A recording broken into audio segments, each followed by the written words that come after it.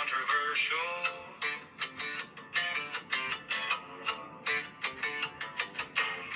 But root in common sense, faith and values first. The Friday verdict. The Friday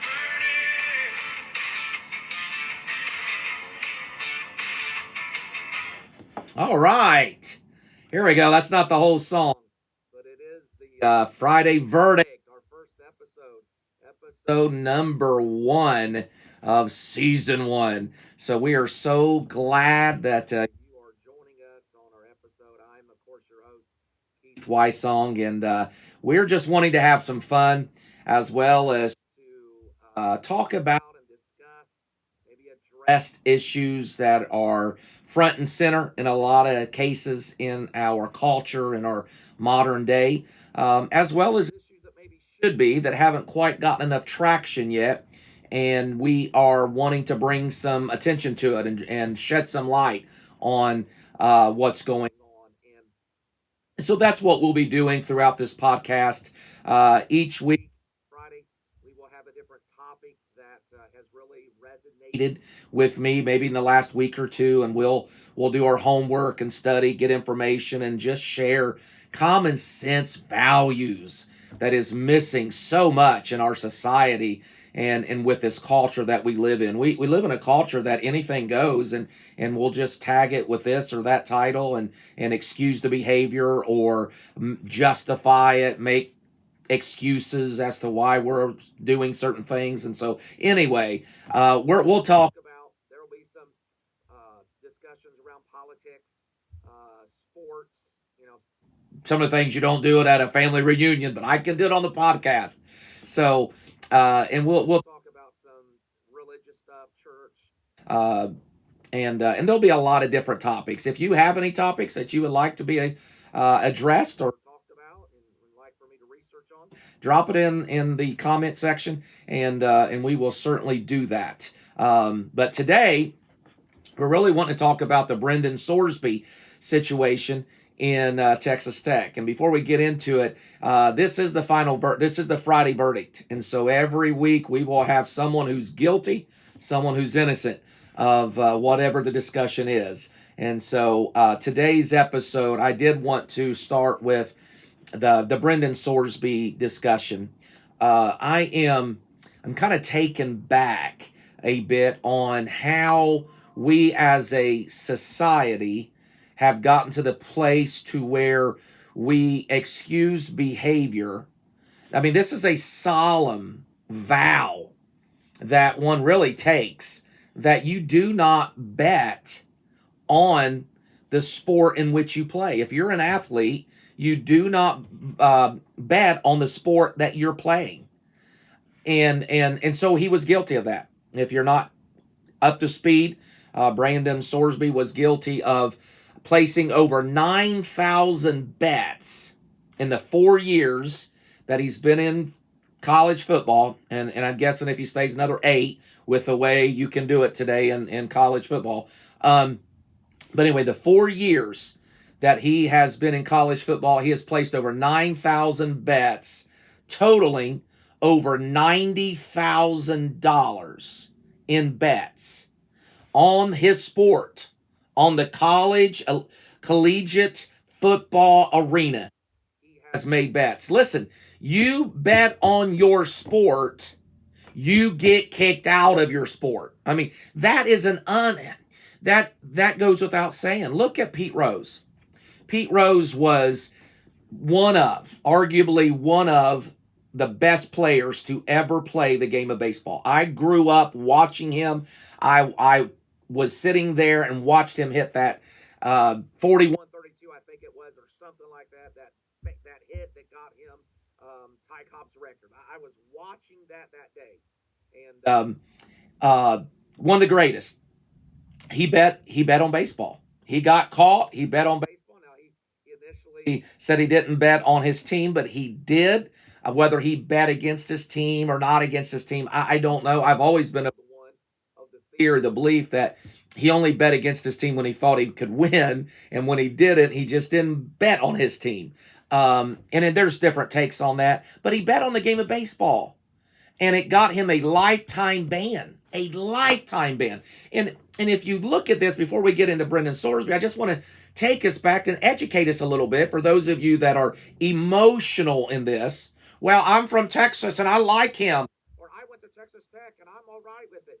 You're okay with it because it's Texas Tech and you went to Texas Tech. You're a fan of Texas Tech. But if it was someone in Texas, you'd be throwing the book at him. If it was someone from Oklahoma, you wouldn't be agreeing with it. It's all emotional in our society today. And it should be what is right and what is wrong is wrong. Simple as that. And let's educate a little bit with Pete Rose. I was always a big fan, love Pete Rose. And he was banned from baseball, literally kicked out of baseball. He wasn't allowed to be in a broadcast booth. He wasn't allowed to be in the stadiums. He absolutely could do nothing with Major League Baseball. It was a lifetime ban from everything. And after 100 years or so, it was loosened up a little bit. He could actually visit, maybe do some interviews.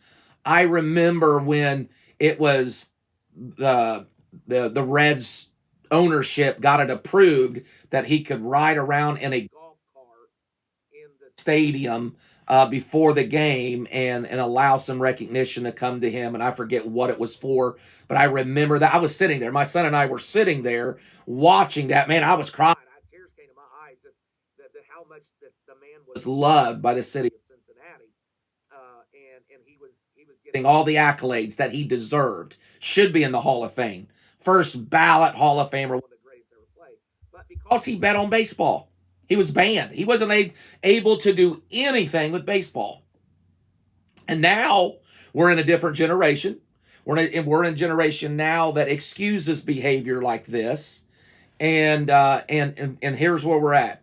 So Texas Tech quarterback Brandon Sorsby won a temporary injunction against the NCAA to allow him to play this season. Allow him to play this season. He won an injunction. He got him a lawyer. Say, you know what? I'm going to fight for my right to play. You lost your right to play. You lost your right to play when you broke the rules. That is it's the integrity of the sport.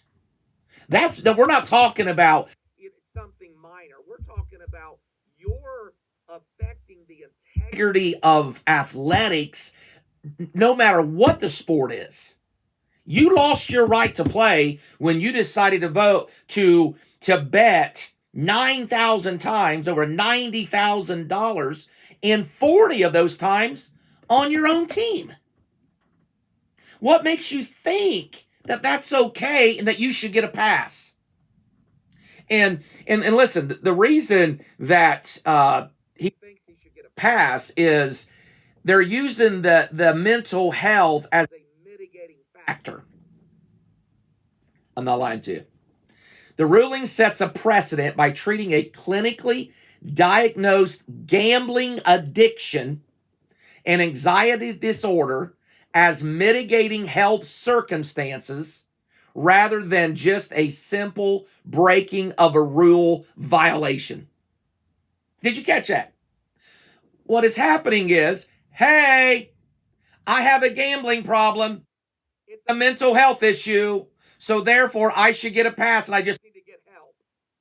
So what does he do? He runs to Goodyear, Arizona, gets to a rehabilitation program for 35 days, and I'm good. I'm good. I can play. No. You broke the oath, the rules.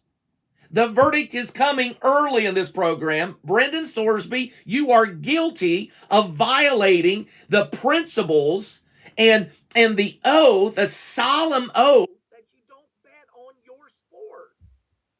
You don't. Man up, change your course, try for the NFL, but keep your hind end out of college football. We already have enough issues with the NIL and how it's going to bankrupt college football if we don't find some type of answer or solution to this NIL money. Simple as that. That's a different program for a different day. Maybe we'll tackle that in the next few weeks. I don't know. But he thinks by allowing himself or getting the help that he needs because of a mental health, and I'm not making light or trying to diminish mental health issues. I personally think when you make a choice that is sinful, or you make a choice that is not in the best interest of your life, your career, your family, and it bites you, don't say, oh, I'm addicted. Well, you got addicted. Yeah, you got an addiction.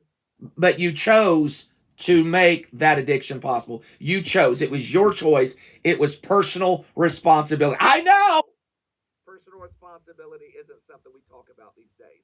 No, that's judgmental. No, it's being personal responsible, manning up, taking your lashings, whatever that may be, throwing yourself at the mercy rather than getting an attorney and fight so that you can get your way. That's what we've got going on here right now. A ruling was made by a Texas judge in Lubbock County. Isn't that interesting? So I would dare to say, we played this just right. We did it in Lubbock, right? And a Lubbock judge probably, some type of connection to Texas Tech that just goes without saying, right? I mean, I don't know what that is. I don't know enough about this judge. I will research a little bit more on this, but I am telling you, there's something shady with that. And this judge grants him an injunction, rendering him eligible for this season with just only a mandatory 2-game suspension at the very beginning. Ooh, against two teams that, they're high school teams. So we don't really need you during that time. So we'll say, hey, you'll be your punishment. That'll be your punishment. See how that is? See how that's working? And it's violating. I will have to give kudos to the NCAA. I don't oftentimes do that. I think the NCAA has issues. I think the leadership hierarchy there's issues there, as there is in really any organization. But the NCAA has dropped the ball so many times. This man and women's sports and all that other junk that you see. I mean, to me, that's common sense. And I'm going to bring common sense to you on this podcast. Just common sense. Things that you would just say, oh, wow, that's common sense. Well, it is, except to some people who don't have it. And so we have to try to help them to figure out, what is common sense and what is just illogical. The NCAA vehemently, I won't use that word, opposes this court decision. And of course they should. They're arguing that betting on one's own team undermines the integrity of the sport, and they are appealing this injunction. Kudos to them. Appeal the injunction. I think they absolutely should. But the problem with appealing it, by the time it's heard, by the time it's carried out, everything transpires. The 2026 season will be over, and Brendan Sorsby has just polluted and brought his sewage into the game, and it doesn't accomplish anything. What are they going to do? Suspend him for the NFL? I mean, what are we trying to accomplish here? Maybe it affects the game later in years to come with other players. I'm just telling you, you took an oath. You know what the rules are. You know what happened to Pete Rose. You know that it is understood you don't bet on your game. And when you chose to do it 40 times on your own team, on your own game, then you made your decision that you don't care and you should be banned from college sports, just like Pete Rose. And Pete Rose was much better player at his sport than you are at your sport. Simple as that. That is the Friday verdict. So then we gotta ask ourselves the question: what are some of the legal procedures with this court? The Texas court injunction significantly shifts the balance of power between the student athlete and the NCAA regarding rule enforcement. See, I have an issue with that. I have an issue when the court system gets involved in the student athlete and the NCAA, unless there is a law being broken, and maybe they're claiming that. Probably the mental health aspect of it. But the courts need to stay out of it.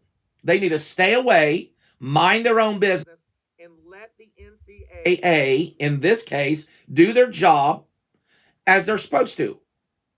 Simple as that. This is a no-brainer. You bet on the sport, you bet on your game, your team. You just forfeit your right to play. You forfeit your right. I don't know why that's so hard, but the big money that's in this is the reason why we do it. If he had to play for the love of the game, I guarantee you, if it was for the love of the game, he would not have this injunction. It's for the money because he was considered the number one quarterback, transfer quarterback in this coming class. And Texas Tech is going to stink, and they need him. That's it. That's why Texas Tech is in this situation. Oh, what do we do? How do we handle it? You know what you do? You sit him on the bench if he wins the injunction. You don't play as somebody that's compromised. And then how are other teams going to approach it? I've heard and been hearing through sources that some are thinking about boycotting, others not playing. I don't know how that's going to play out. I'm a big Ken Paxton fan as Attorney General, but he's got himself involved in this, and now he's threatening that if teams in the Big 12 and the Texas teams, if they decide to boycott or not play or do this or do that, and he's kind of throwing out some threats there. I don't like that. I don't appreciate that.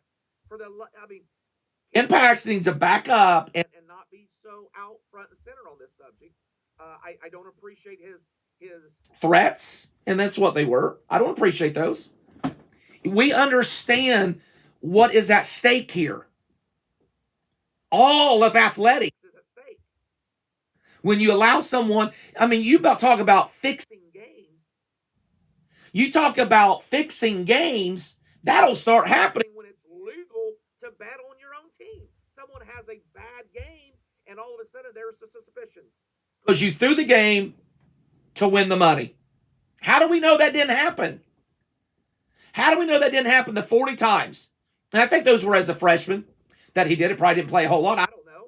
I haven't gone back that far to look, but I know it was 40 times during his freshman year he made bets on his own team.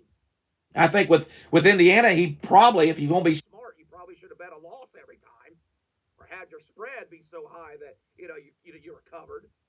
But I don't understand why we are at this place in this time. I don't understand it. I really don't. It baffles me that we are trying to justify. Okay, by blocking the NCAA's immediate lifetime eligibility, easier for me to say, eligibility ban, the court signaled that the governing body's traditional punitive measures, NCAA, their punitive measures can be legally overridden if they cause irreparable harm to an athlete's professional prospects. So you chose to do something wrong that you knew was wrong. Not like a little kid touching the hot stove. Don't touch that. They do it anyway, and they learn. Well, guess what? They're not going to do it again. I saw what happened to Pete Rose. I learned, so you don't do it again. Simple as that. You just don't do it. You just don't. And yet we're saying, oh, it's going to affect him in the professional arena. Yeah, it should. It should. I don't care if you're the best player. I don't care if you're the best player. I want people on my team with integrity. I want people on my team that have common sense. I want people on my team that have personal discipline. I want someone on my team that has the right attitude, that is a good person. I don't want someone going out and betting $90,000 as a college kid over the 4 years. I don't want that. I don't want you on my team. I don't want you on my team. Sorsby, go to another team. I'm not taking you. Not taking you. That's just how I feel. Due process and NIL. Because Sorsby is tied to a high value, multi-million-dollar NIL agreement. There I go. Like I said. Multi-million-dollar NIL agreement. The court recognized that immediate loss of eligibility directly impacts an athlete's livelihood and contractual obligations, opening the door for future financial arguments against the NCAA penalties. I don't see why that should be. I sign a contract with you to go by the rules of the organization. I know what the rules of the organization are. And if you don't, then ignorance of the law or the rules is no excuse for you to violate them. Educate yourself, read a little bit rather than bet. Okay? But that's what we're saying here. That's what we're doing. It's all about the money. Texas Tech's season. With Sorsby cleared to play after serving his mandatory 2 games, Texas Tech's outlook for the 2026 season has shifted dramatically. Good job, Texas Tech. Kudos to you. And I know it puts you in a very tough situation, but do the right thing. Somebody in this situation needs to do the right thing. Somebody just needs to do the right thing. Sorsby joins the Red Raiders as a highly dynamic dual threat quarterback, bringing 2 years of starting experience from Cincinnati, where he put over 4,400 passing yards and 40-plus touchdowns. Huh. He has as many touchdowns as he has bets. I'm just going to leave that there. I'm sure there's no connection. I'm sure that the head coach, Joey, is probably, not really understanding what he needs to do in this matter. It's a shame. It's a travesty that we are here in the college world or even the athletics that we're really taking it this far and justifying, excusing, oh, it's mental health. No, it's moral health. You bet. You bet, and you broke the rules, and you got to suffer the consequences, whatever that may be. Throw yourself at the mercy of the NCAA. Throw yourself at the mercy of public opinion. Take your lashings. And apologize. Ask for forgiveness. We as a society are a very forgiving society. We are. But don't be throwing your weight around with the money that you may have made from betting and paying your attorneys to come in and throw this in our face and expect everybody just to be, oh, yeah, we see your point. No, we don't. This has been the way it is for hundreds of years. I mean, forever. You don't break the rules. And then expect everybody to give you a pass. And that's what we're doing here. What else can we talk about? And we can look at the first game. Yeah, the first game is against Abilene Christian. Yeah, let's suspend him for that game.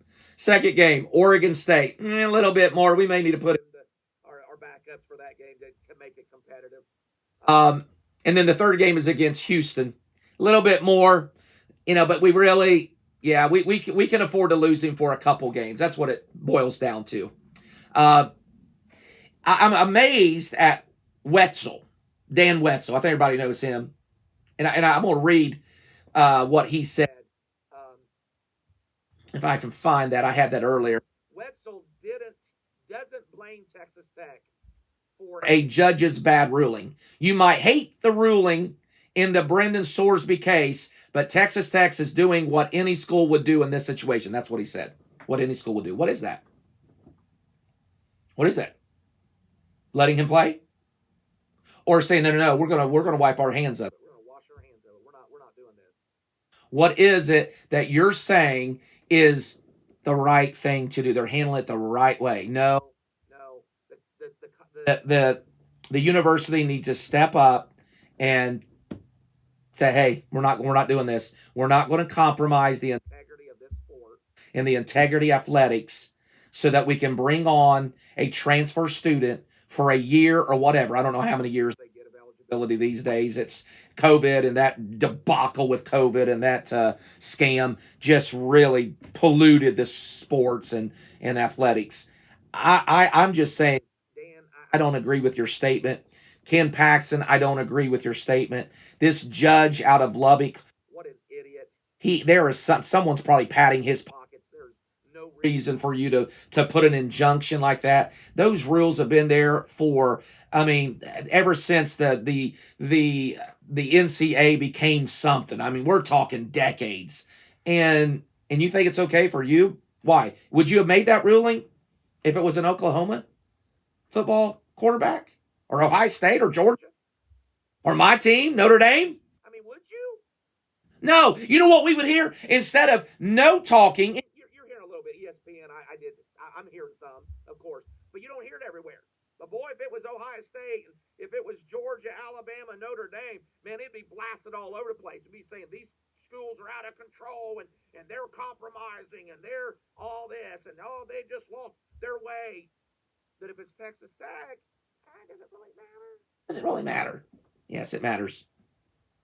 It does matter because we have to protect the sport at all costs.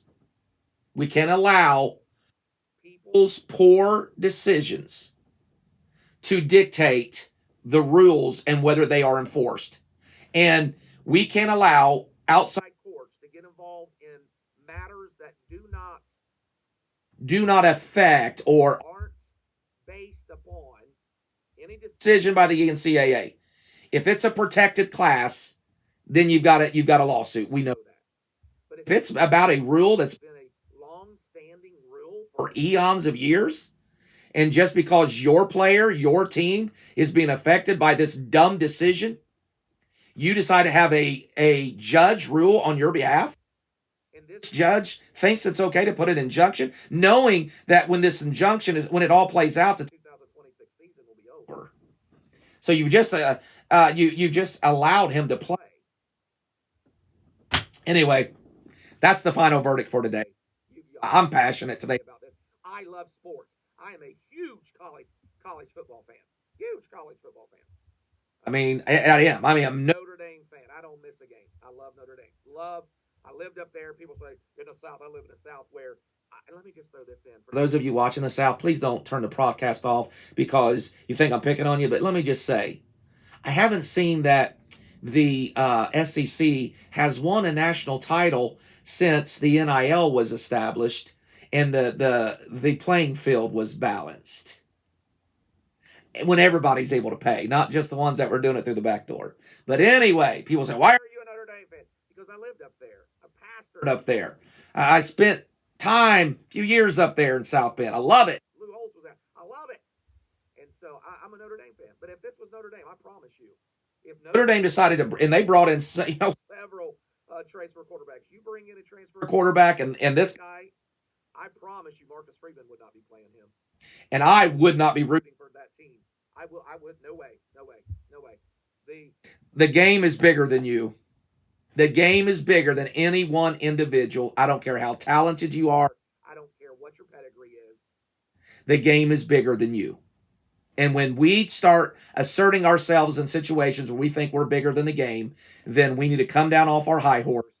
We need to come down and understand that we all put our pants on the same way, and you're not better than anybody else. And Pete Rose is rolling in his grave, seeing how this is being treated and how he was banned and blacklisted for less than what you've done, buddy. Brandon Sorsby, man up and do the right thing. The final verdict today, Brandon Sorsby is guilty of selfish self-ambition, of being all about his self-absorption. He is guilty of breaking the rules. He is guilty of the violation, and he needs to be banned from college sports. There it is.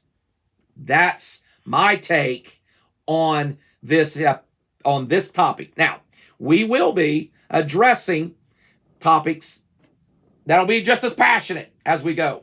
Absolutely will. We will do it. I don't know what next week's topic going to be. I've got a few things going through my mind, but we know we're going to have a verdict. If you like the program today, I ask you to like, share, and subscribe. Because, yeah, this is a fun one. We're talking sports, but we'll get into some other things that I believe when we're talking about values and we're talking about right and wrong and integrity in the sport, in the political world, in the church world, and just our society and our culture. We're going to talk about some stuff that is serious that we need to take a step back in and take a step back with and say, whoa, what can we do? How can we shift some of these things? We'll get into some of that as well. But as of, hold on. When the headlines get loud Wow. and the truth gets twisted, Yeah.